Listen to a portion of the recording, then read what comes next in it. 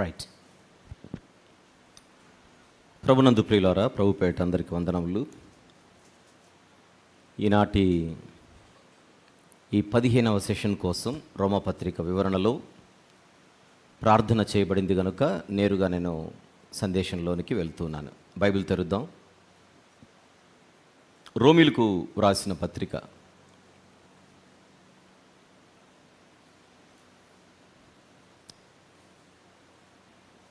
ఈ పత్రికను ఇందులో ఉన్న 16 అధ్యాయాలను 5 ప్రధాన భాగాలుగా మనం విభజించుకున్నాం. క్విక్ 15వ సెషన్లో ఉన్నాం. 5 ప్రధాన భాగాలు, అవి స్క్రీన్ మీద కనబడుతున్నటువంటి విభజన. ప్రస్తుతం 2వ ప్రధాన భాగంలో ఉన్నాం. అది 3వ అధ్యాయం 21 నుంచి 5వ అధ్యాయం 21 వచనం వరకు. తెరుద్దాం ఒకసారి. దీనికి ఒక టైటిల్ కూడా ఇచ్చాం, నీతి యొక్క ఏర్పాటు విశ్వాసము ద్వారా లభించే నీతి, the provision of righteousness justification by faith. దీన్ని తిరిగి కొన్ని సెక్షన్స్గా డివైడ్ చేసుకున్నాం. మొత్తం 8. ప్రస్తుతం మనము మొదటి సెక్షన్లో ఉన్నాం. అది 3వ అధ్యాయం 21 నుంచి 26 వచనములు. వెళ్ళిపోదాం లోపలికి. దానికి ఎనీ టైటిల్ గివెన్? దేవుని నీతి బయలుపరచబడుట. లేదా అది స్లైడ్? అన్నీ రెడీగా ఉంచుకోవాలి మీరు. రండి పత్రికలోకి వెళ్దాం. రోమిలకు రాసిన పత్రిక 3వ అధ్యాయం. నిన్న రాత్రి 21, 22, 23, 24 వచనాల వరకు మనం చదువుకున్నాం. ఒకసారి మళ్ళీ చూద్దాం.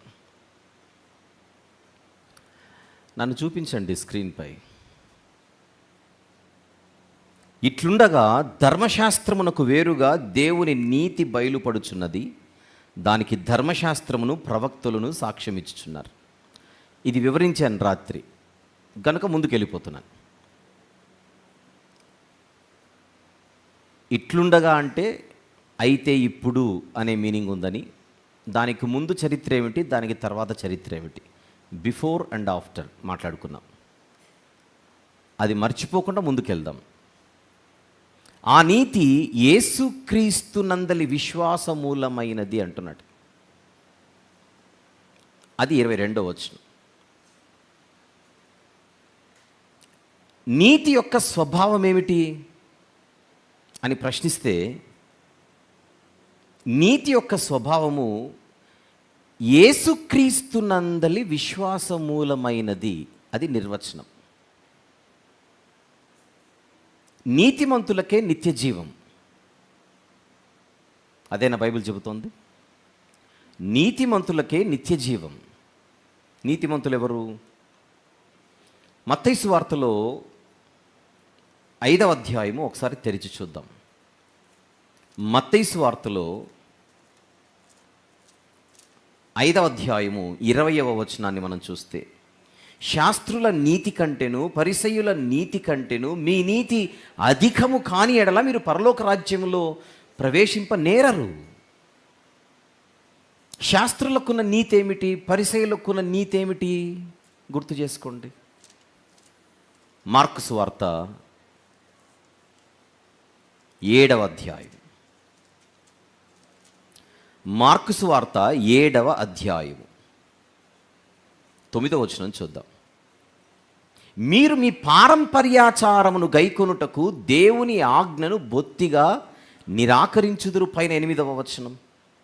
మీరు దేవుని ఆజ్ఞను విడిచిపెట్టి మనుషుల పారంపర్యాచారమును గైకొనుచున్నారు. ఆచారాలు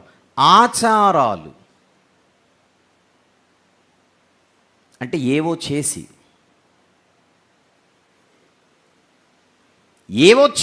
దేవుని ఎదుట నీతిమంతులుగా మేము నిరూపించుకోవాలనే ప్రయత్నం శాస్త్రులది, పరిసయ్యులది.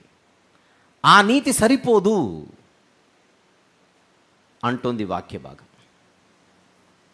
ఈరోజు కూడా ప్రపంచంలో పుణ్యకార్యాలు, కార్యాలు అనే పేరు వింటూ ఉంటాం. కార్యాలు అంటే క్రియలు, క్రియలు చేయడం వలన పుణ్యం వస్తుంది. అది వేరే యాంగిల్కి సంబంధించినది, వేరే యాంగిల్లో ఓకే. కానీ ప్రాథమికంగా దేవుడు నిత్య జీవాన్ని, పరలోకాన్ని ఇవ్వాలంటే నీతికి ఒక నిర్వచనం ఉంది. ఆ నిర్వచనమే రోమాపత్రిక 3:22 కనబడుతోంది. ఏమిటి నీతి అనగా, అది యేసుక్రీస్తు నందలి విశ్వాసమూలము.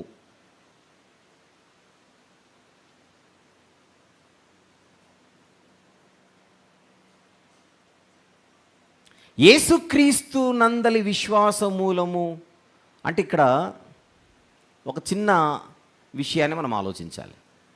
యేసుక్రీస్తు నందు మనము విశ్వాసం ఉంచడం ఒకటి, అది సరిపోతుందా? మనం నీతిమంతులు అవ్వాలంటే మనం ఆయనను విశ్వసిస్తే సరిపోతుందా? దానికంటే ముందు ఆయన మనందరి కొరకు దేవుని ఉగ్రతను భరించి ఆయన మరణించాలి. అంటే అంటే నీతికి మూలం ఏంటి అని అడిగితే నంబర్ 1 ఆయన బలియాగం. మొదట ఆయన క్రియ. దేవుని ఉగ్రతను చల్లార్చడానికి, శిక్షను అనుభవించడానికి ఆయన తలదించిన వైనం విధేయత.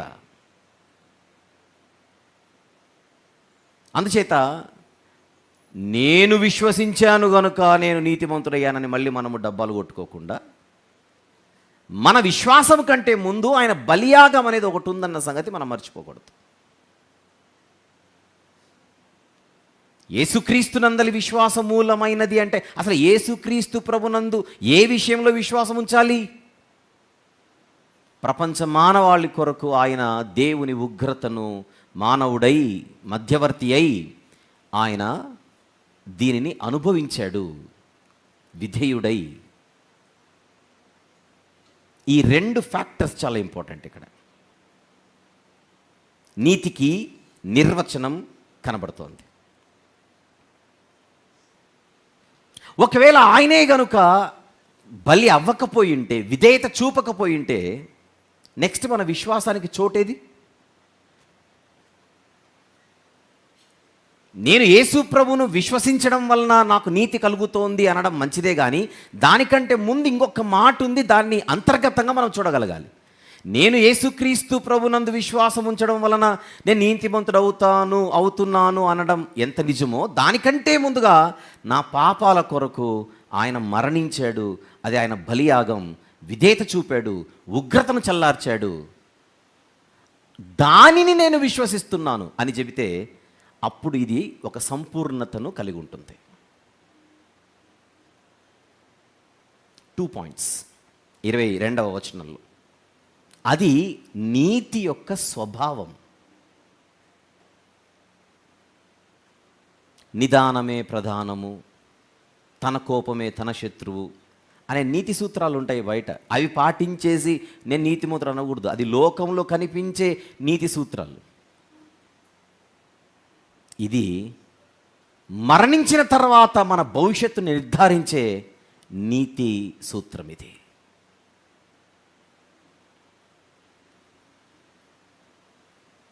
మంచే మాట్లాడాలి, మంచే వినాలి, మంచే చూడాలి, అవన్నీ ఏవైతే ఉన్నాయో లోకంలో జనరల్గా మనం వినేవి ఏవైతే ఉన్నాయో అవి పాటించినంత మాత్రాన అది ఇక్కడ మాట్లాడబడుతున్న నీతి వంటిది కాదు. దాన్ని గ్రహిద్దాం.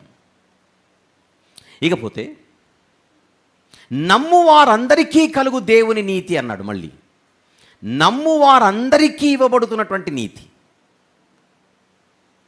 నేను రాత్రి చెప్పినట్టుగా ఎవరు నమ్మితే, ఏ జాతి వారు నమ్మితే, ఏ వర్గం వారు నమ్మితే, ఏ గోత్రం వారు నమ్మితే, ఏ తరగతి వారు నమ్మితే అనే ప్రశ్నలకి ఇక్కడ చోటు లేదు.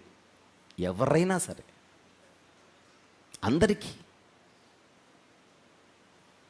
అందరికీ కలుగుతుంది దేవుని నీతి. ఎంత లోతైన సంగతులు రాస్తున్నారు పౌలు గారు ఇక్కడ. మేమే, మాకే అనే భావన కలిగినటువంటి యూదులకు ఇది ఒక పెద్ద చెంపపెట్టు. అలాంటి భావాలు కలిగిన ఎవరికైనా సరే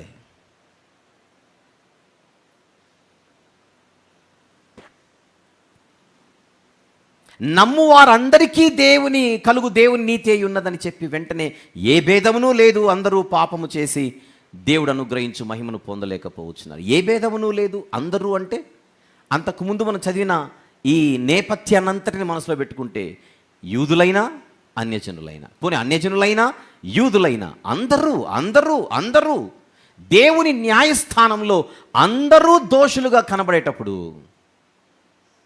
నేను గొప్ప అనడానికి ఇక వీలు లేదు. ధర్మశాస్త్రము లేక పోయినప్పటికీ మనస్సాక్షి అనేటువంటి ఆ ధర్మశాస్త్రాన్ని నేను పాటించక ఆ విషయంలో నేను దోషిగా కనబడుతున్నాను అని ఒకరంటే, మా దగ్గర అక్షరరూపమైన ధర్మశాస్త్రం ఉందని డబ్బాలు కొట్టుకుంటూ ఆ ధర్మశాస్త్రాన్ని పాటించలేని ఒక భయంకరమైన పరిస్థితులు ఉన్నవారు అందరూ దేవుని న్యాయస్థానంలో దోషులే. కారణం, దేవుని మహిమ ఎదుట మానవుల పాపపు స్థితి చాలా లోటుగా కనబడుతోంది, రీచ్ అవ్వట్ల, పడిపోవచ్చున్నారు, ఆ ప్రామాణికతకు పడిపోవచ్చున్నారు. ఇది పరిస్థితి. ఇంతవరకు మనం మాట్లాడుకున్నాం రాత్రి, ఇంకా ముందుకెళ్దాం.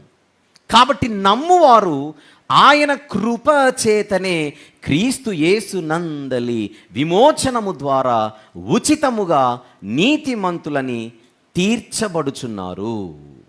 3వ అధ్యాయము 24వ వచనము జాగ్రత్తగా మనం చూద్దాం. 24వ వచనంలో నమ్మువారు ఆయన కృపచేతనే క్రీస్తు యేసు నందలి విమోచనము ద్వారా ఉచితముగా నీతిమంతులని తీర్చబడుచున్నారు. ఇది ఎంతో లోతైనటువంటి వచనం అని మనం కాసేపు మాట్లాడుకుంటే మనకు అర్థమవుతుంది. అందులో ఒక్కొక్క విషయాన్ని మనం బయటికి తీసి మాట్లాడదాం. అందులో నంబర్ 1, నీతిమంతులుగా తీర్చబడడం. దీనినే జస్టిఫికేషన్ అని అంటాం. ఉందా? 24వ వచనంలో నీతిమంతులుగా తీర్చబడడం. నీతిమంతులుగా తీర్చబడడం అనేది చాలా లోతైన వేదాంతపరమైన గంభీరమైనటువంటి పదం.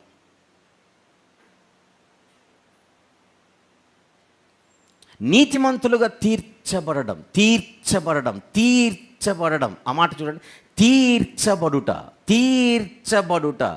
తీర్చబడడం ఎక్కడ జరుగుతుంది? తీర్పులో. తీర్పులో నీతిమంతులుగా తీర్చబడడం అనేది తీర్పుకు సంబంధించినది. ఇప్పుడు నేను వాక్యం చెబుతున్నాను, మనకు ఈ వాక్యం వింటుండగా మన జీవితంలో సరిదిద్దుకోవాల్సినవి ఉంటాయి. అవి మనం సరిదిద్దుకుంటున్నాం. జరుగుతుందా ఇది? పరిశుద్ధతలో మనం ఎదుగుతుంటామా? వాక్యం వినేటప్పుడు మన హృదయాలు కడగబడుతుంటాయా? ఇప్పుడు కడగబడుతున్నాయా లేదా? గత 5 రోజులుగా ఈ కడగబడడం అన్నది నీతిమంతులుగా తీర్చబడడం కాదు. ఈ కడగబడుట వేరు, ఇది శాంక్టిఫికేషన్. ఏంటిది? శాంక్టిఫికేషన్ అంటే శుద్ధీకరించబడడం. పరిశుద్ధతలో రోజు రోజు మనము కడుగబడుతూ మన హృదయాలు మార్పు చెందుతూ ఉంటాయి. నీతిమంతులుగా తీర్చబడము అన్నది ప్రతిరోజు వాక్యము చేత మనము కడగబడడం అనే ప్రక్రియ ఏదైతే ఉందో అది కాదు అంటున్నాను. అది నిరంతరం మనం చనిపోయేంత వరకు ఆన్గోయింగ్ ప్రాసెస్. అది ప్రతిరోజు జరిగే ప్రక్రియ. దివారాత్రములు దేవుని వాక్యము చేత మనము కడుగబడుతూ ఉంటాం. కడుగబడుట, శుద్ధీకరించబడుట వేరు, శాంక్టిఫికేషన్ వేరు. ఇక్కడ మాట్లాడుతున్న జస్టిఫికేషన్ వేరు. అలాగనే దేవుని వాక్యం మనం వినేటప్పుడు రోజు రోజు మనము రూపాంతరం చెందుతూ ఉంటాం. That is called transformation. అవునా? మనం రూపాంతరం చెందుతూ ఉంటామా? క్రీస్తు స్వారూప్యములోనికి మనం రూపాంతరము చెందుతూ ఉంటాం. అది ట్రాన్స్ఫర్మేషన్. అది నిరంతర ప్రక్రియ. ట్రాన్స్ఫర్మేషన్ వేరు, జస్టిఫికేషన్ వేరు. నీతిమంతులుగా తీర్చబడడం వేరు, పరిశుద్ధీకరించడం పరిశుద్ధీకరించబడడం వేరు. నీతిమంతులుగా తీర్చబడడం వేరు, రూపాంతరము చెందడం వేరు. ఇది అర్థం చేసుకోవడం చాలా అవసరం.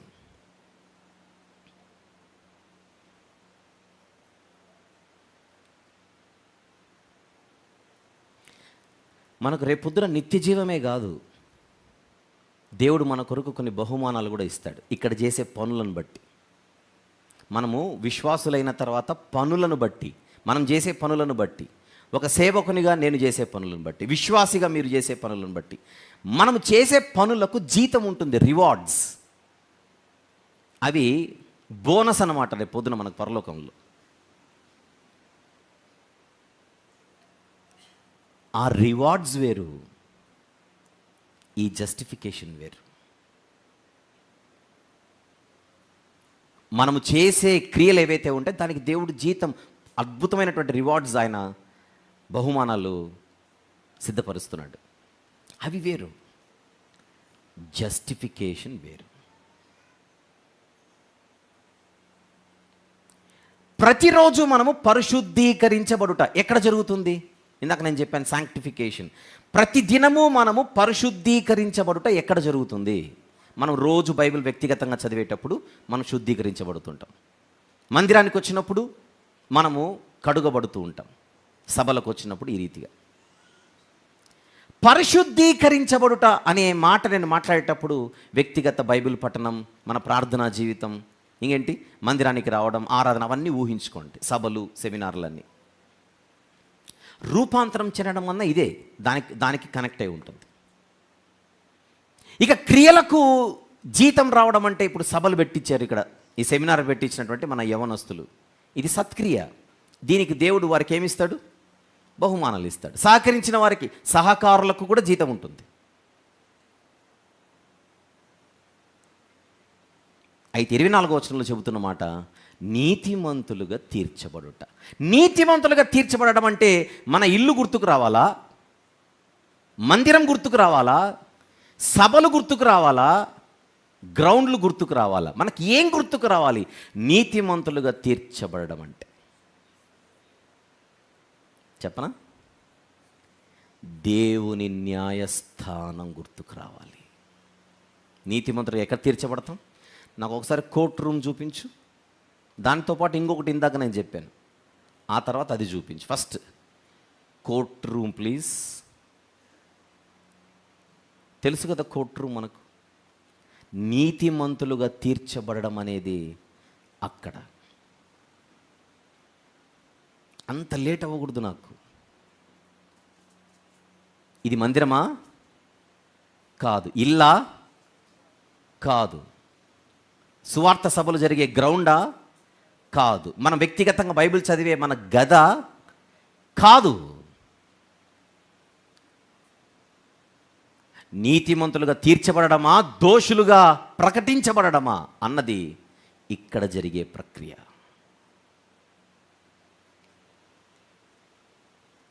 ఇది నీతిమంతులుగా తీర్చబడడం అనేది సాధారణ పదము కాదు, ఇది చట్టానికి సంబంధించిన పదం. జ్యుడిషియల్ వర్డ్ ఇది, లీగల్ వర్డ్ ఇది. డికాయు అనే పదం వాడతారు గ్రీకు భాషలో దానికి. ఇది న్యాయానికి, న్యాయపరమైనటువంటి పదజాలం ఇది.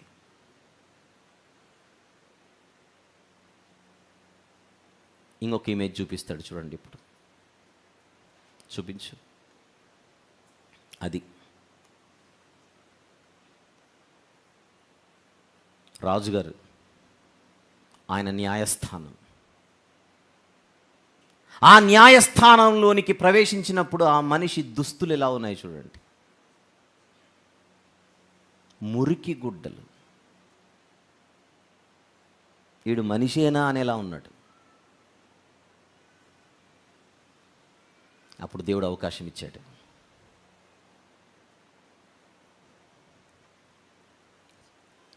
నువ్వు చెల్లించలేనిది నీ పక్షాన చెల్లించబడే ఒక అవకాశం.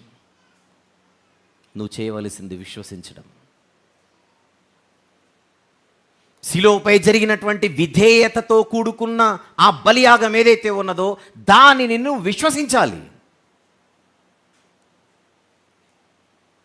అది నీకు నీతిగా మార్చబడుతుంది. విశ్వాసమూలమైనదై. అంతకుముందుది చూపించు. అంతకుముందు కోట్ అక్కడ పెట్టేసి ప్రవేశించినప్పుడు తలదించాడు. ఆ తర్వాత న్యాయస్థానంలో ఆ వ్యక్తికి ఒక అవకాశం ఇవ్వబడింది. ఆ వ్యక్తికి న్యాయమూర్తి గారు ఒక్కటే ఒక ఛాన్స్ ఉందయ్యా, ఈ స్థితి నుంచి నువ్వు బయటికి రావడానికి, అది నీ ఇష్టం అని అవకాశం ఇస్తున్నాడు. అవకాశం ఇస్తే న్యాయవంతుడు అవుతాడా? అవకాశం ఇవ్వకుండా లేపేస్తే న్యాయవంతుడు అవుతాడా దేవుడు? అవకాశం ఇస్తే. నీకు ఫ్రీ విల్ ఒకటి ఇచ్చానుగా, అంటే నీకు నువ్వుగా మంచి ఏంటో చెడేంటో, నీకు నువ్వుగా మేలేంటో కీడేంటో, నీకు నీవుగా జీవమేంటో మరణమేంటో తెలుసుకొనగలిగే ఒక మనిషిగా నేను చేశాను. ఆ జ్ఞానం నీకు ఇచ్చాను నేను. మరబొమ్మవు కాదు నువ్వు. నీకు ఇవ్వబడినటువంటి ఆ ఫ్రీ విల్ ఏదైతే ఉందో దాన్ని ఉపయోగించి నేను ఇస్తున్న ఆఫర్ని స్వీకరించడమా తిరస్కరించడమా నువ్వు ఆలోచించుకో.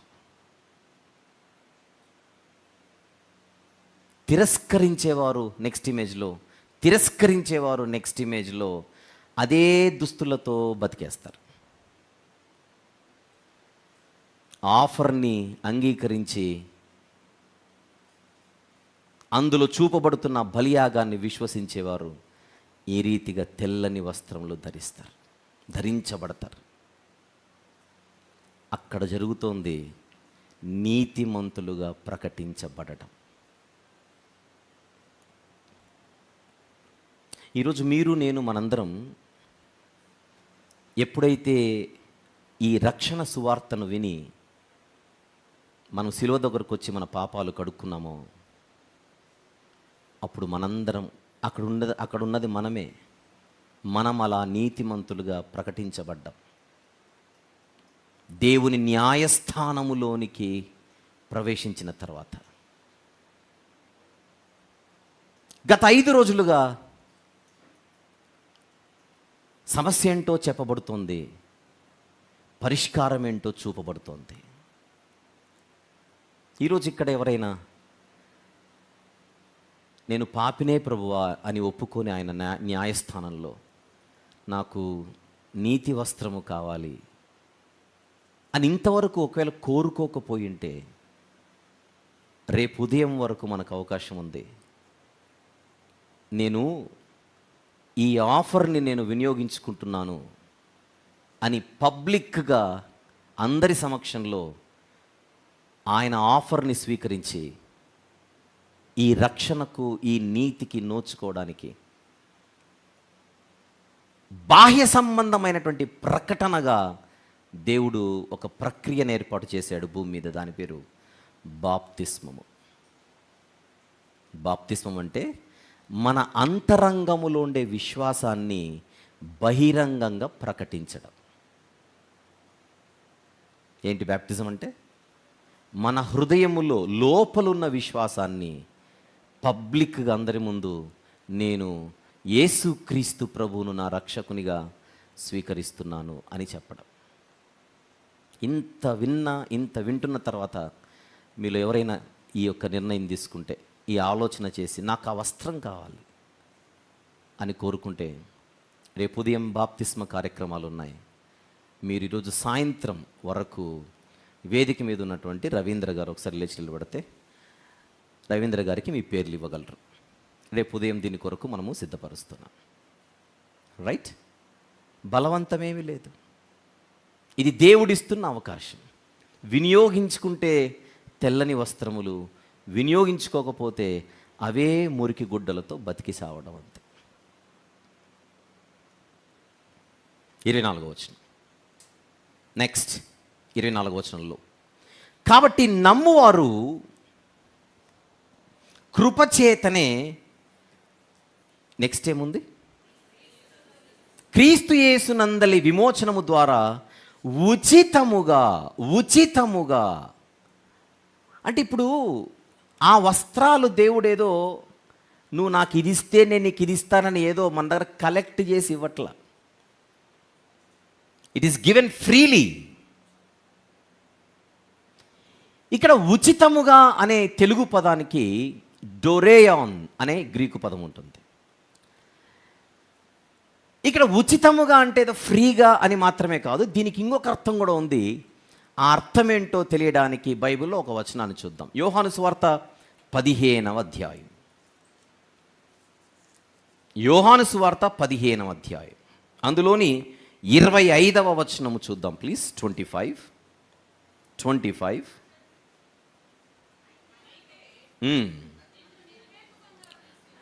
నిర్హేతుకముగా ద్వేషించుట,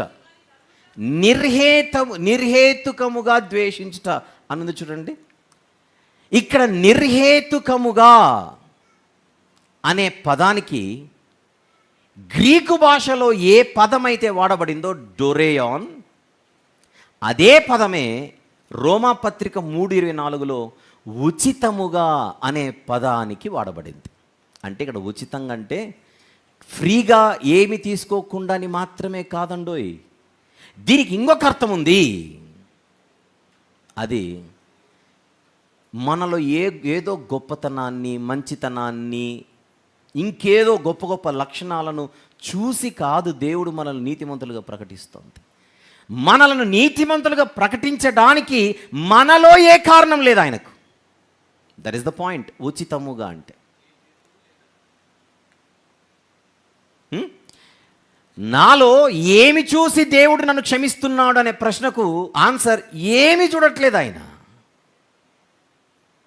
ఏముంది నాలో మంచి, ఏముంది నాలో గొప్పతనం, ఏముంది నాలో నీతి. అక్కడ ఉచితముగా అంటే ఫ్రీగా అని మాత్రమే కాదు, ఏ కారణం లేకుండా, ఏ హేతువు లేకుండా, నువ్వు పలానా గోత్రానికి చెందినవాడవు గనుక నీకు రక్షణ, పలానా ఇంటికి చెందినవాడవు గనుక. బ్రదర్ వచ్చేయండి ప్లీజ్.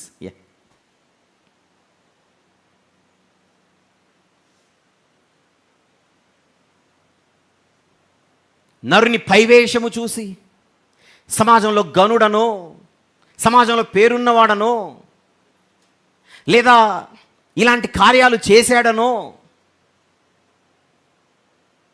తనకున్నటువంటి పాపులారిటీని బట్టియో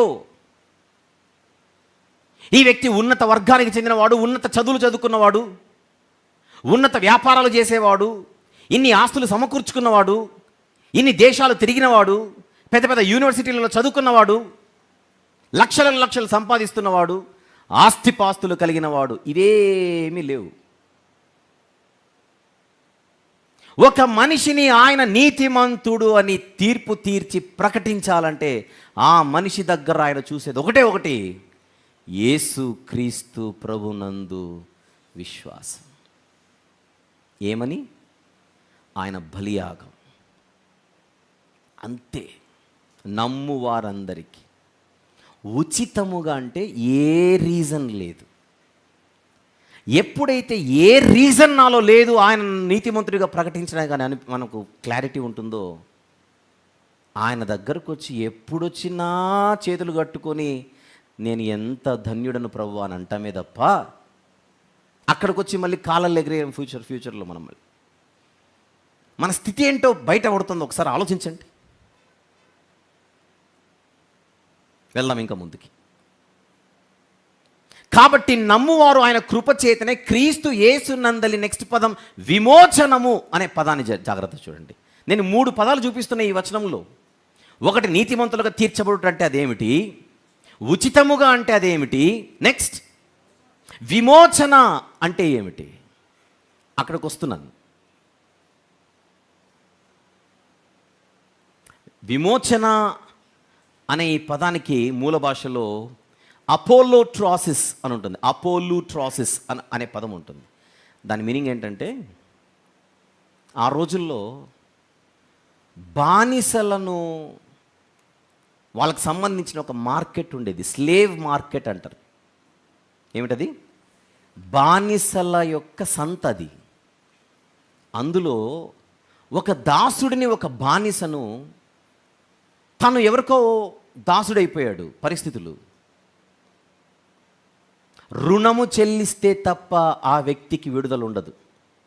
బానిస సంఖ్యలతో సంతలో అలా నిలబడి ఉంటారు. ఆ వ్యక్తి ఆ సంఖ్యల నుంచి, ఆ దాసత్వపు సంఖ్యల నుంచి, ఆ బానిసత్వపు సంఖ్యల నుంచి బయటపడాలంటే ఎవరో వచ్చి ఈ నిస్సహాయుడి పక్షాన తన కొరకు ఆ యొక్క పరిహారాన్ని చెల్లిస్తే అప్పుడు ఈ వ్యక్తికి విడుదల, విమోచన దొరుకుతుంది.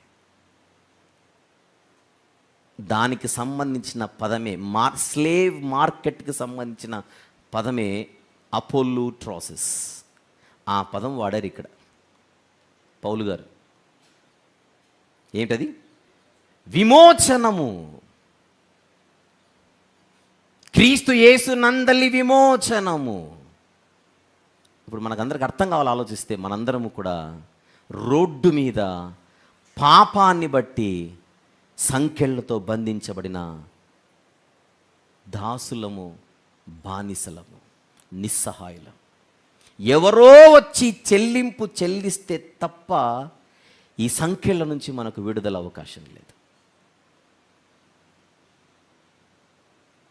ఒక్క వచనంలో 3 లోతైన విషయాలు.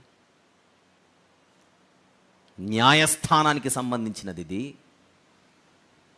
ఏ కారణము లేకుండా అనుగ్రహించబడుతోంది ఇది. దాన్ని కృప అంటారు. దాన్ని విశ్వసించిన వాడికి ఈ సంఖ్యల నుంచి విమోచన.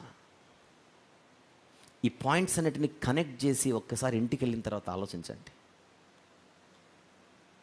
అందుకే బైబిల్ అంతటిలో గుర్తుపెట్టుకుందాం, బైబిల్ అంతటిలో మనము మొన్న మాట్లాడుకున్నట్టుగా రోమా పత్రిక 1వ అధ్యాయం 16-17 వచనాలు అత్యంత కీలకమైన వచనాలు అని మనం అంటే, ఆ వచనాలకు సంబంధించిన వివరణ ఇక్కడ ఉంది. రోమా పత్రిక 1వ అధ్యాయం 16-17 అనేది టైటిల్.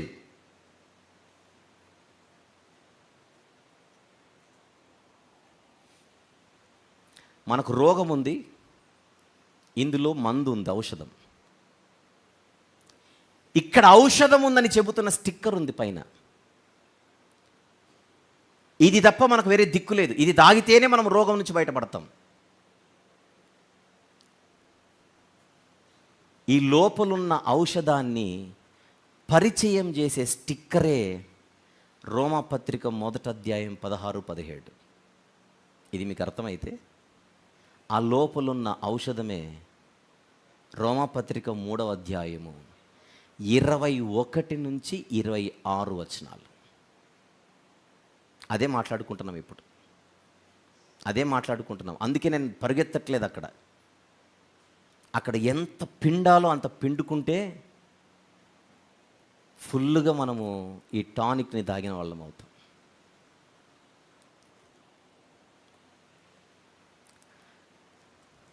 యాక్సిడెంట్ అయిన మనిషిని హాస్పిటల్ తీసుకుని వెళ్ళామనుకోండి, దాన్ని ఎమర్జెన్సీ కేస్ అంటారు. రాగానే ఒకసారి పరిస్థితిని బట్టి ఆక్సిజన్ పెడతారు కదా హాస్పిటల్లో.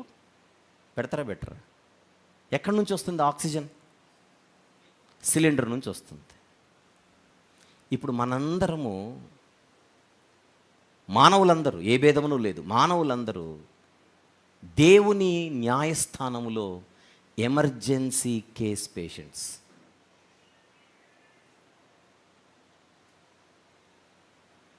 ఇది నీ పరిస్థితి అని చెప్పిన తర్వాత ఒకవేళ కాసేపు దాన్ని కోర్ట్ రూమ్ని నేను హాస్పిటల్గా మలిచి మాట్లాడితే, డాక్టర్ గారిని చూపించింది కదా మనకు. ఇప్పుడు అలా చూడండి ఒకసారి. డాక్టర్ గారు వస్తారు, వెయిట్ చేద్దాం. నువ్వు చచ్చిపోవడానికి రెడీగా ఉన్నావు, అర్జెంటుగా నీకు ఆక్సిజన్ కావాలి, పెట్టుకుంటావా అని అడుగుతున్నాడు డాక్టర్. అక్కడ నాకు దిక్కు లేదయ్యా, ఆక్సిజన్ పెట్టండి అనేసరికి ఈ బైబిల్ అనే బైబిల్ని అలా, ఇదొక సిలిండర్, ఇదొక బైబిల్ని అలా తగిలించాడు. ముక్కుకి, ఆ వ్యక్తికి తగిలిస్తే ఆ వ్యక్తికి ఇప్పుడు ఆక్సిజన్ పాస్ అవుతుంది బతికించడానికి. ఆ ఆక్సిజన్ అన్నది బైబిల్లోని రోమాపత్రిక 3వ అధ్యాయము 21 నుంచి 26 వచనాలనే సిలిండర్ నుంచి పాస్ అవుతుంది. అర్థమైందా? ఇప్పుడు మనం ఎక్కడున్నాం అనుకుంటున్నారు? సిలిండర్ దగ్గరకు వచ్చాం ఆక్సిజన్ పీల్చడానికి.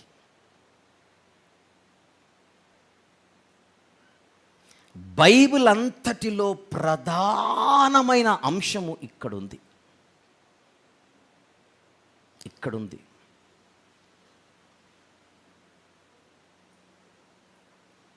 అలా దాటేసుకుంటూ వెళ్ళిపోకూడదు వాటిని.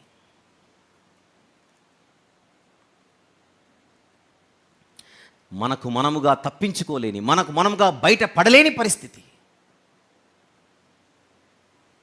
నీతి అనే శ్వాస ఇక్కడి నుంచే ఉత్పత్తి అవుతోంది. దీన్ని మన మనసుల్లోనికి ఎంత ఎక్కువ ఎక్కించుకుంటే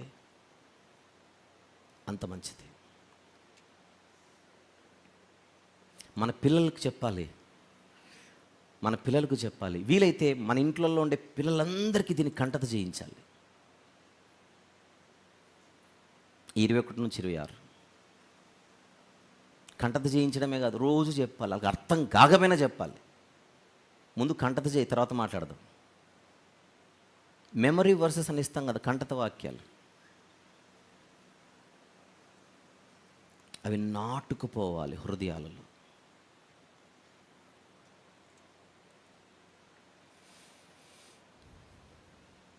వెళ్దాం, ఇంకా లోతులోనికి వెళ్దాం. 25వ వచనం అండ్ 26వ వచనం.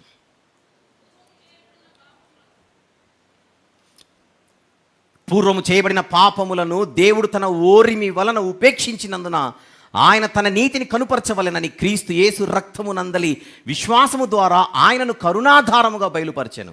దేవుడిప్పటి కాలమందు తన నీతిని కనుపరచు నిమిత్తము తాను నీతిమంతుడును యేసునందు విశ్వాసము గల వానిని నీతిమంతునిగా తీర్చువాడునై ఉండుటకు ఆయన అలాగూ చేసెను. ఈ తీర్చడం అనే పనిని అస్సలు మనం పక్కన పెట్టకూడదు. ఎందుకంటే అది లీగల్ వర్డ్ కనుక.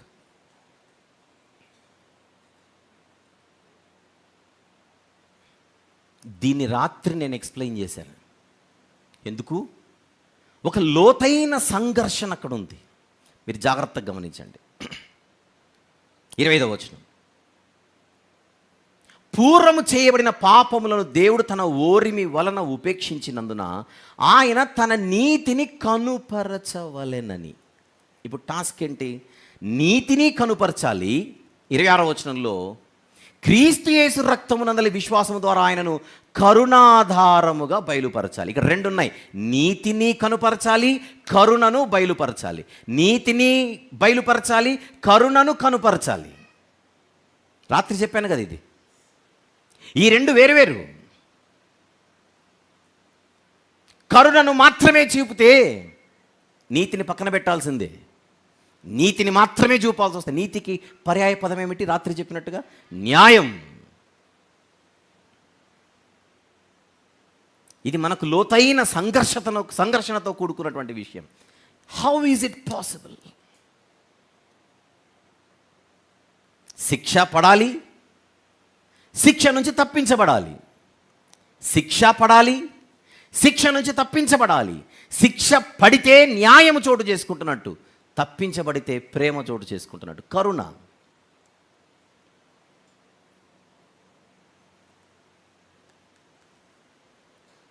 ప్రాయశ్చిత్తము, రాత్రి మాట్లాడుకున్నది ఏమిటి? ఇక్కడ మనకు కనబడుతోంది ప్రాయశ్చిత్తము. అంటే దేవుని ఉగ్రత ఏమవుతుంది? శిలువపై చల్లార్చబడుతోంది. తర్వాత నెక్స్ట్ మనం చూసింది ఏంటి? పరిహారము. పాపపు మరక తొలగించబడుతున్నటువంటి పరిస్థితి. తర్వాత విమోచన, చెల్లింపు. 26వ వచనం 25వ వచనం మనం చూస్తే చివరికి నీతి ప్రదర్శింపబడుట. 4 విషయాలు కనపడుతున్నాయి 2 వచనాలలో. చెబుతారా? ప్రాయశ్చిత్తము, ప్రొపీషియేషన్, తర్వాత పాప పరిహారము, ఎక్స్పియేషన్, తర్వాత విమోచనము, రిడెంప్షన్, తర్వాత నీతి ప్రదర్శింపబడుట, డెమాన్స్ట్రేషన్.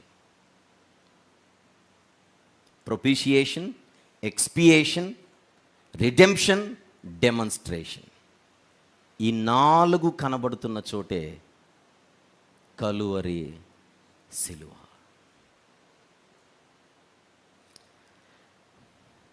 ఇరవై 25-26 వచనాల్లో మనం చూస్తున్నటువంటి మాట. ఇక్కడికి గనుక మానవుడు రాకపోతే భవిష్యత్తులో తనకు మనుగడే లేదు, మనుగడే లేదు.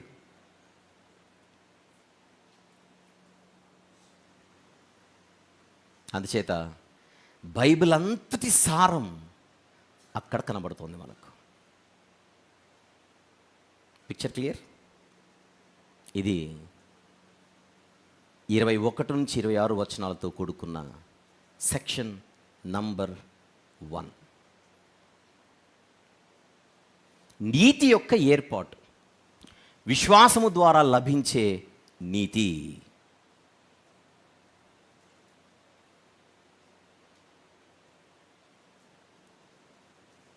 ఓకే,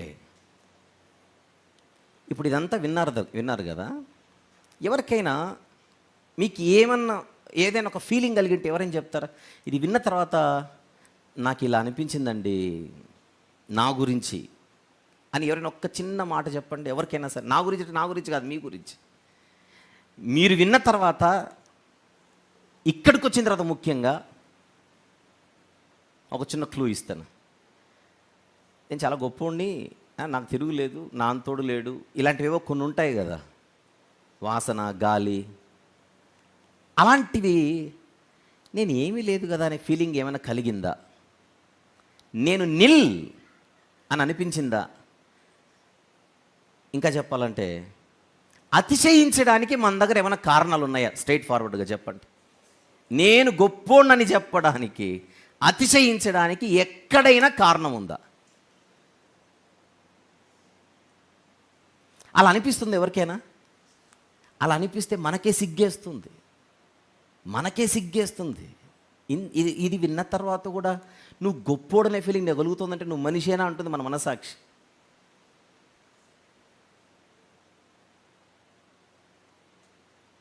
పౌలు గారు అన్నారు, నేనేమైతే అయి ఉన్నానో అది దేవుని కృప. నేను చాలా గొప్పోండి కనుక నేను వాక్యం చెప్పడం అనేది దేవుడు నాకు ఇచ్చిన కృప. పాటలు పాడేవారైనా, వాక్యం చెప్పేవారైనా, వాద్యాలు వాయించేవారైనా, సిస్టమ్ని మెయింటైన్ చేసేవారైనా, నిర్వాహకులైనా, సహకరించేవారైనా, ఎవరైనా ఈరోజు మనం ఈ స్థితిలో ఏదో ఒక పాత్ర పోషించగలుగుతున్నామంటే అది కేవలం దేవుని కృప మాత్రమే, కానీ మన గొప్పతనం అంటూ ఏది లేదు. ఈ పాయింట్ దగ్గరకు వచ్చిన తర్వాత మనము ఎంప్టీ అయిపోతున్నాం. గమనించండి, ఎంప్టీ అయిపోతున్నాం. ఎందరో మేము గొప్పవాళ్ళమనే భావనతో రోమాపత్రిక ఎదురైన తర్వాత డల్ అయిపోలేదు, కానీ నిల్ అయిపోయారు. ఎందుకు? వచ్చే ముందు ఫుల్ అనుకొని వచ్చారు. ఫుల్ అంటే తెలుసు కదా, నాకు లేనిదేంటి అని. ఇక్కడికి వచ్చేసరికి ఏందిరా నీకున్నది అని అడుగుతుంది. ఇది నీకున్నది ఏంటో చెప్పనా అని లిస్ట్ ఇచ్చింది నిన్న. ఏంటి? స్వభావంలో చెడిపోయావు, సంకల్పంలో చెడిపోయావు, గొంతులో చెడిపోయావు, నాలుకలో చెడిపోయావు, పెదవుల్లో చెడిపోయావు, పాదాల్లో చెడిపోయావు, మార్గాల్లో చెడిపోయావు, హృదయంలో చెడిపోయావు. ఇది ఫుల్. ఇప్పుడు చెప్పు, మాట్లాడదాం నీ గొప్పతనం ఏంటో. దానికి స్పందన నోరు మోయడం అంతే కింద. ఇది విన్న తర్వాత రిజల్ట్ ఇదేనా మనందరికి వచ్చింది? నేను ఇంతవరకు 26వ వచనం వరకు చెప్పిన తర్వాత రిజల్ట్ ఇదేనా అని అడుగుతున్నా అందరిలో. అదే కింద 27వ వచనం. ఏమిటి? కాబట్టి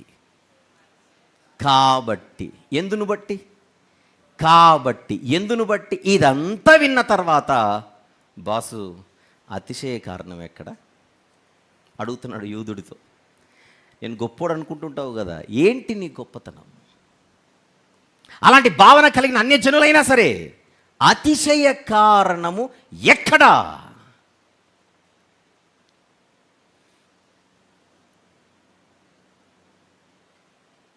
ఎట్టి న్యాయమును బట్టి అది కొట్టివేయబడెను. క్రియా న్యాయమును బట్టియా? కాదు, విశ్వాస న్యాయమును బట్టియే. అంటే నేను నీతిమంతుడనని చెప్పుకోవడానికి క్రియలన్నీ మూట కట్టుకొని వస్తే ఆ మూట పక్కన పట్టేసి నిలబడు అంటున్నాడు దేవుడు అక్కడ. ఏవి పనికిరావు పక్కన పెట్టు, ఏవి పనికిరావు పక్కన పెట్టు.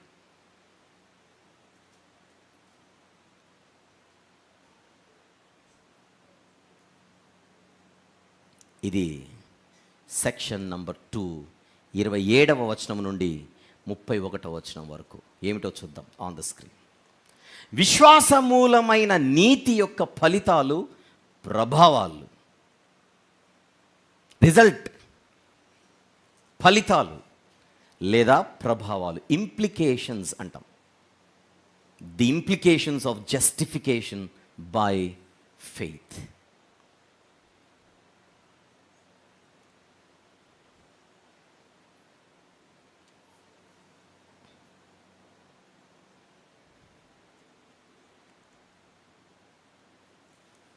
ఓకే, అందులో మొదటి ఫలితం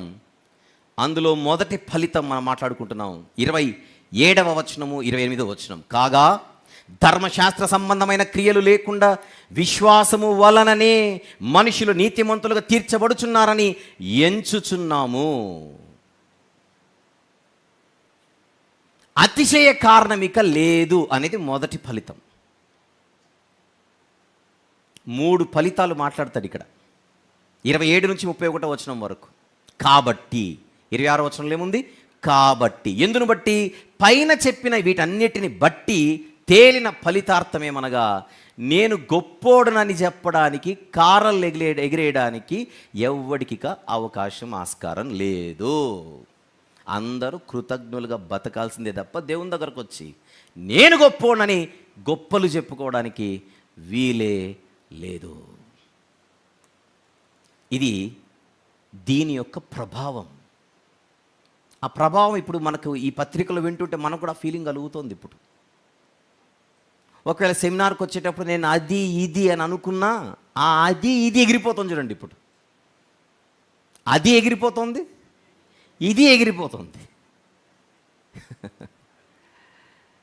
ఏది నిలబడుతోంది? అంతా దేవుని కృప. అది నిలబడుతోంది.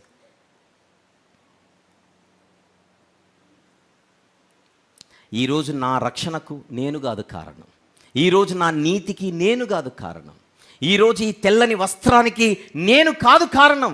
నేను ఎంతో కష్టపడి ఇచ్చి సంపాదించి ఈ తెల్లని వస్త్రం వేసుకున్నానని నీతి వస్త్రాన్ని చూపించడానికి మన దగ్గర ఏ కారణం లేదు. మనమేదో ఇస్తే వచ్చిన వస్త్రం కాదు ఇది. ఉచితముగా, కారణమే లేకుండా ఇవ్వబడినటువంటి అద్భుతమైన వస్త్రం ఇది.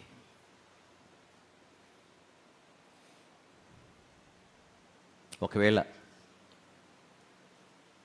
నాకు దక్కిన రక్షణలో, ఈ నీతిలో దేవునిది ఒక 70%, నాది ఒక 30% అని చెప్పుకోవడానికి ఏదైనా ఉంటే అతిశయ కారణం ఉండేది.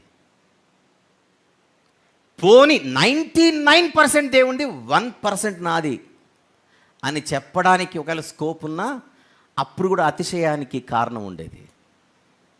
బైబిల్ అంటుంది నో ఛాన్స్. ఉచితముగా మర్చిపోకండి. ఉచితముగా అంటే ఏ కారణము లేదు ఈ వస్త్రము మనం పొందడానికి. ఒక్క విశ్వాసము అనే ఒక సాధనం మాత్రమే. అది దేవుడు మనకిచ్చిన అవకాశాన్ని బట్టి. నువ్వు నమ్మితే నీకు రక్షణ అనేది ఆయన ఇచ్చాడు కనుక స్కోప్. విశ్వసించడం కూడా మన గొప్పతనం కాదు, మళ్ళీ ఆఫర్ ఉంది కనుక. అలా విశ్వసించడానికి ఫ్రీ విల్ కూడా ఆయన ఇచ్చాడు కనుక. మళ్ళీ నేను విశ్వసిస్తున్నాను కదా అని మళ్ళీ గొప్పలు చెప్పకూడదు. ఆ విశ్వసించే అవకాశము కూడా, సౌకర్యము కూడా ఆయనే ఇస్తున్నాడని మర్చిపోకండి.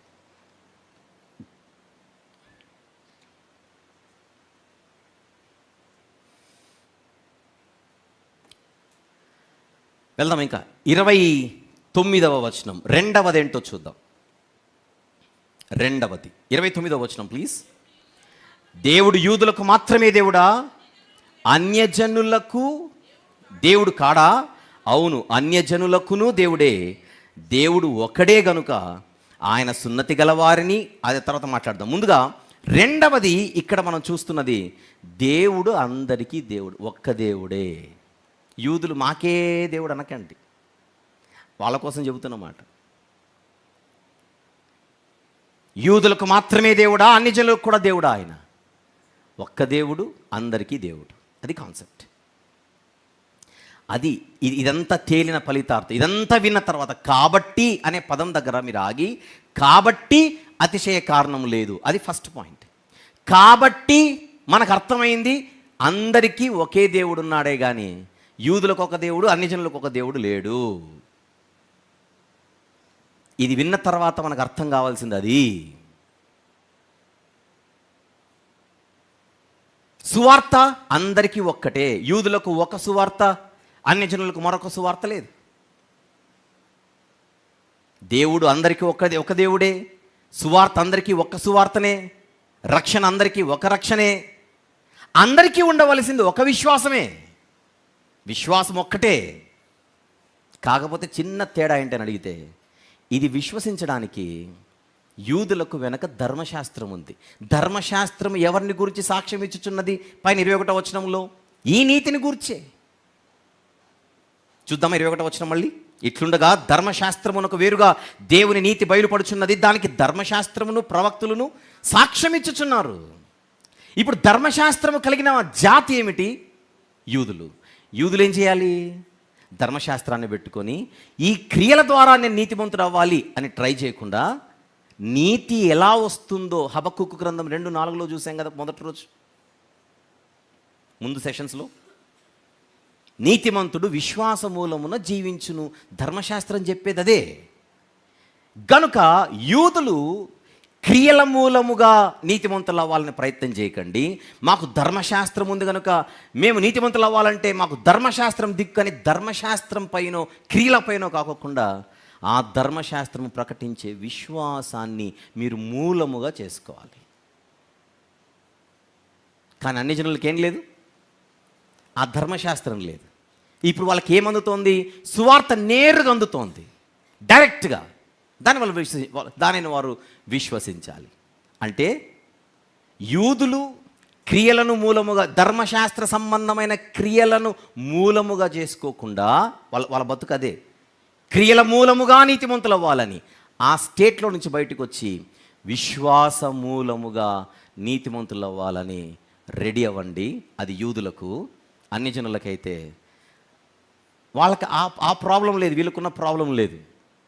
ఆచారాలు, పారంపర్యాచారాలు, అంటే ముఖ్యంగా ధర్మశాస్త్ర సంబంధమైన క్రియలు, వాళ్ళు నేరుగా విశ్వాసాన్ని ఒక సాధనంగా తీసుకొని విశ్వాసము ద్వారా నీతిమంతులయ్యే ప్రక్రియ. అదే కింది వచనం, 30వ వచనం. దేవుడు ఒకడే గనుక ఆయన సున్నతి గలవారిని, ఇప్పుడు నేను చెప్పింది అదే, విశ్వాస మూలముగాను సున్నతి లేని వారిని విశ్వాసము ద్వారాను నీతిమంతులుగా తీర్చును. ఇద్దరికీ విశ్వాసం ఒకటే, కాకపోతే ఒక్కొక్కరు ఒక్కొక్కలా దాన్ని పొందుకునేటువంటి అవకాశం వాళ్ళకు ఉంది. కారణం, వీళ్ళకు వెనుక ముఖ్యంగా యూదులకు ధర్మశాస్త్రం ఉండడంతో వాళ్ళు ధర్మశాస్త్ర క్రియలపై ఫోకస్ చేస్తున్నారు నీతిమంతులు అవ్వడానికి కాదు. ఫెయిత్ని మీరు సోర్స్గా చేసుకోవాలి, వర్క్స్ని కాదు. ప్రధానమైనటువంటి సోర్స్గా ఫెయిత్, విశ్వాసంకు వాడబడాలి, ఉపయోగించబడాలి అని వాళ్ళకు చెబుతూ, అందుకే విశ్వాస మూలము అన్నాడు. వీళ్ళనేమో మీరు విశ్వాసాన్ని సాధనంగా చేసుకోండి, మీరు విశ్వాసాన్ని మూలంగా చేసుకోండి, మీరు విశ్వాసాన్ని సాధనంగా చేసుకోండి. ఎంత అద్భుతమైన డిఫరెన్స్ అది! ఏమి జ్ఞానం అది!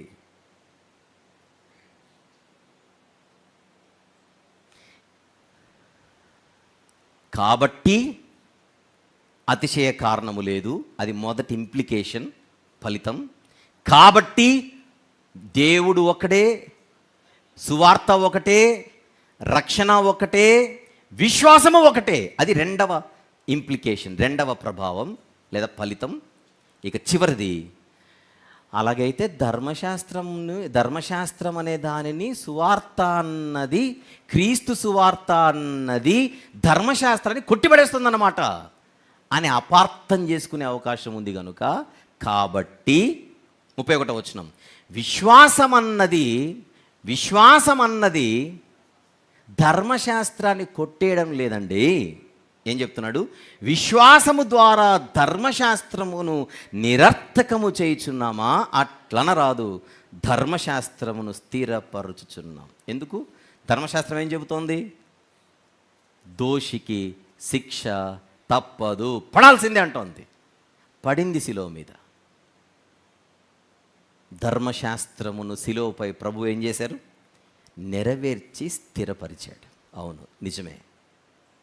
ఆ ఉగ్రతను అనుభవించాల్సిందే, పాపానికి శిక్ష పడాల్సిందే. అదే ధర్మశాస్త్రం చెప్పింది, అదే శిలువ మీద కనపడుతోంది.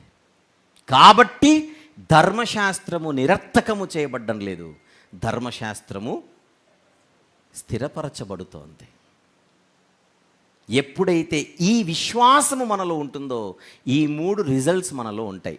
Catch the point, very very important. ఎక్కడైతే క్రీస్తు సువార్తనందు, సువార్త అంటే ఏమిటి?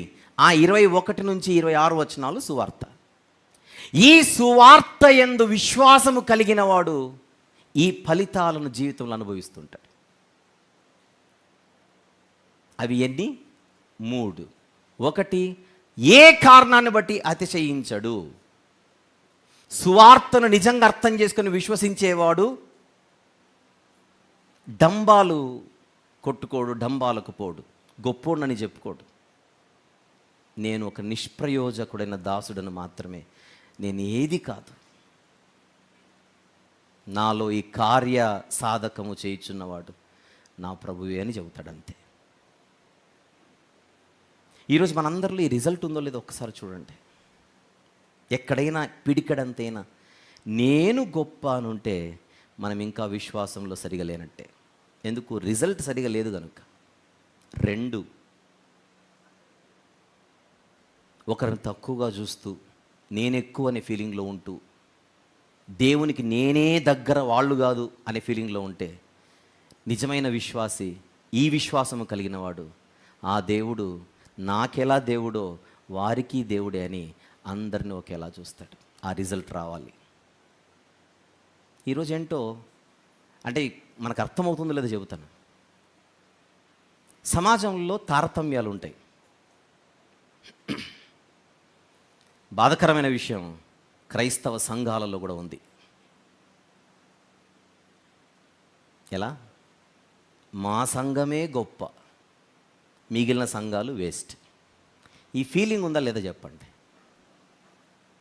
దేవుని చూపు మా సంఘాలపైనే ఉంటుంది, ఇంకా ఏ సంఘాల మీద ఉండదు. ఇది ఒక ఫీలింగ్. సంఘము, సంఘాలు అంటే మావే అనే ఫీలింగ్ ఈరోజు చాలామందికి ఉంది. బైబిల్ అంటుంది, అలాగైతే నీలో సరైన విశ్వాసం లేదు, నీలో సరైన విశ్వాసం లేదు. సిద్ధాంతపరంగా వేరు ఉంటే అవి మాట్లాడుకోవాలి, అది వేరు. తీర్పు తీర్చకూడదు ఇక్కడ నుంచి. మాకే దేవుడు, వాళ్ళకు కాదు.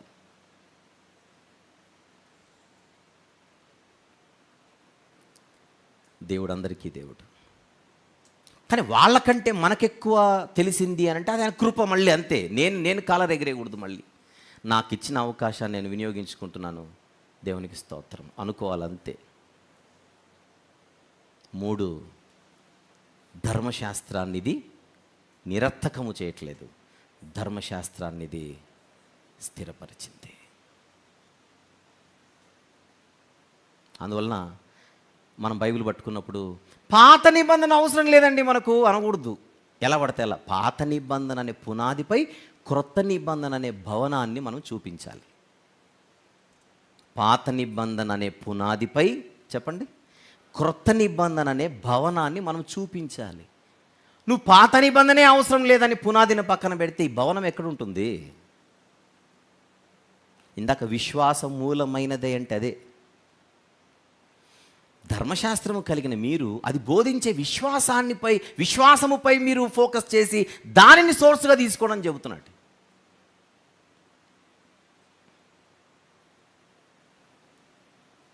ఇరవై 21వ వచనము నుండి 26వ వచనం వరకు నీతి బయలుపరచబడడం జరిగింది.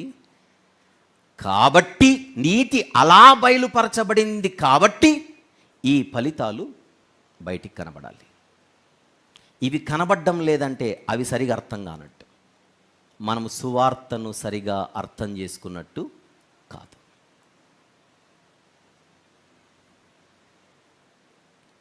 విశ్వాసము ద్వారా దానిని పొందుకోవడం. ఒకసారి మెయిన్ టైటిల్ చూపించు ఈ సెకండ్ ప్రధాన భాగానికి.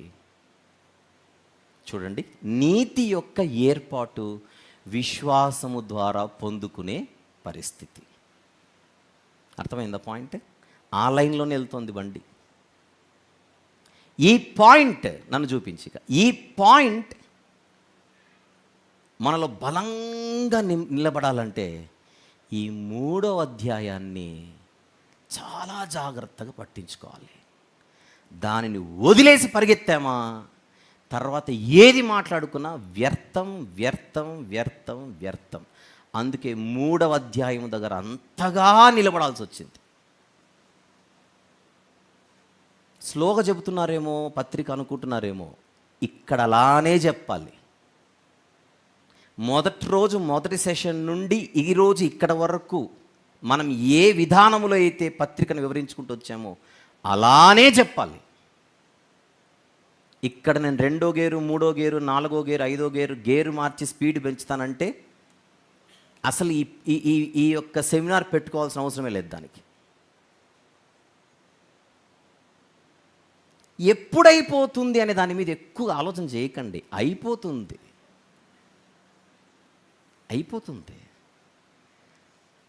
ఇక్కడ ఫోకస్ చేయండి. ఇంతగా నేను జాగ్రత్తలు తీసుకొని పరిచయానికే 7 సెషన్స్ నేను కేటాయించానంటే అసలు టెన్షన్ అంటూ పడితే మీరు ఎక్కువ పడాలా నేను ఎక్కువ పడాలా? మనలో మాట. నాకు లేని టెన్షన్ మీకెందుకు అంటున్నా నేను. నా మైండ్ అంతా ఇక్కడ ఉంది, మీ మైండ్ 16 దగ్గర కూర్చుంది. ఆక్సిజన్ అక్కడుంది, అది వదులుతారేంటి? హార్ట్, లంగ్స్, ఆక్సిజన్ నేను దేనితో పోల్చుదును? ఇన్ని చెప్పిన తర్వాత క్లియర్. యూదులు ధర్మశాస్త్రం, యూదులు క్రియలు, యూదులు ఆచారాలు అంటుంటే పౌలు గారు విశ్వాసం, విశ్వాసం, క్రీస్తునందు విశ్వాసం, క్రీస్తునందు విశ్వాసం అదే నీతికి సాధనం, క్రీస్తునందు విశ్వాసం అదే నీతికి సాధనం. వాళ్ళు ఆచారాలు, క్రియలు, ధర్మశాస్త్రం. ఇది ఎందుకు చెప్పిన 3వ అధ్యాయం నేను అంటున్నా, 16వ అధ్యాయం 16 మీరు అంటున్నారు. ఇది చెప్పడానికి అది చెప్పా. తొందర ఎందుకు? మనకు రేపు సాయంత్రం వరకు ఉంది. నా టార్గెట్ రేపు మధ్యాహ్నమే, అది వేరు సంగతి. మనకు అవకాశం రేపు సాయంత్రం వరకు ఉంది. రేపు సాయంత్రం కూడా రాత్రి సభ ఉంది. దునియాన్ని దున్నేయచ్చు రేపు సాయంత్రం వరకు, నో ప్రాబ్లం. ఇక్కడ ఫోకస్. నీ భార్య అయిన శారయి నీకు కుమారుని కనును, అతనికి నువ్వు ఇస్సాకను పేరు పెట్టుదువు అని చెప్తున్నాడు 17వ అధ్యాయం ఆదికాండంలో. అప్పుడు అబ్రహాం గారు, ప్రభువా ఇష్మాయేలు నీ సన్నిధిలో ఉండేలా చూడు ప్రభువా, చెంప చెళ్ళు అనిపించేలా చెప్పాడు. నేను నీకు ఇస్సాకుని ఇస్తాను. Focus on Isaac. ఇష్మాయిల్ సంగతి నేను చూసుకుంటాను, నో వరీస్. అది 17వ అధ్యాయంలో ఉంటుంది. వెదుకుడి దొరుకును.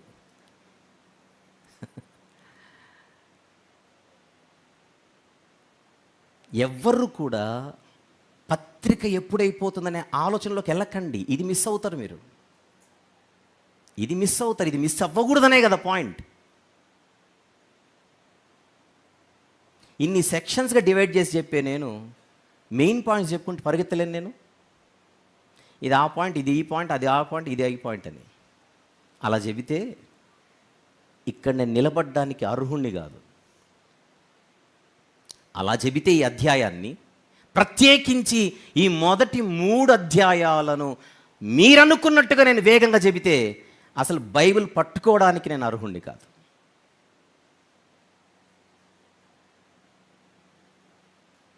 అర్హుణ్ణి కాదు. చేతికి మందులిచ్చి వేసుకోమని చెప్పడం వేరు, విసిరేసి వేసుకోమని చెప్పడం వేరు. తేడా ఉందా లేదా? మీరేమో విసిరేయమంటున్నారు, నేను చేతికిస్తున్నా. అర్థమైంది అనుకుంటాను. ఇది సెక్షన్ నంబర్ 2. చూపించు మళ్ళీ. What is section number 2? Section number 2 విశ్వాసమూలమైన నీతి యొక్క ఫలితాలు లేదా ప్రభావాలు. అది 27వ వచనము నుండి 31వ వచనము వరకు. క్లియర్? వండర్ఫుల్. కలుసుకున్నట్లయితే చిన్న ప్రార్థన చేసుకుందాం. ప్రార్థన చేసుకున్న తర్వాత నిసిజాన్ గారు 1 లేదా 2 పాటలు పాడతారు. తర్వాత మళ్ళీ రోమాపత్రిక కొనసాగింపు. ఓకే, ప్రార్థన చేసుకుందాం.